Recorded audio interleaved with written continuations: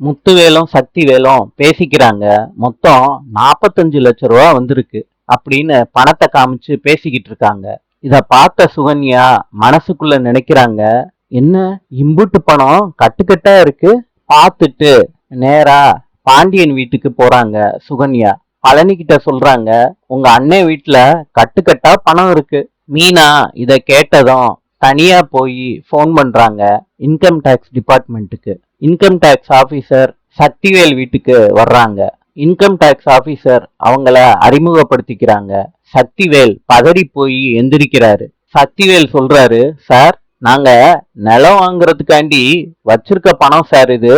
Officers எல்லாம் கேக்குறாங்க, இந்த பணத்துக்கு உங்ககிட்ட கணக்கு இருக்கா? யாருக்கும் போன் பண்ணாதீங்க, உங்க போனை எல்லாம் என்கிட்ட கொடுங்க அப்படின்னு அந்த ஆபீசர்ஸ் குமார் கிட்டையும் சக்திவேல் கிட்ட இருந்தும் வாங்குறாங்க. பணத்தை எல்லாம் சீஸ் பண்றாங்க. சக்திவேல் கிட்ட சொல்றாங்க அந்த ஆபீசர்ஸ், எதா இருந்தாலும் எங்க ஆபீஸ்ல வந்து பாத்துக்கோங்க அப்படின்னு சொல்லிட்டு பணத்தை எடுத்துட்டு போறாங்க சக்திவேல் வீட்டுல இருந்து. சக்திவேல் சொல்றாரு, தரித்திரம் பிடிச்ச குடும்பத்துல இருந்து எப்ப காலடி எடுத்து வச்சாலோ அந்த அரசி மொத்த பணத்தையும் எடுத்துக்கிட்டே போயிட்டா. இத கேட்டதும் அரசி ரொம்ப கோவப்படுறாங்க. நாளை சந்திக்கலாம்.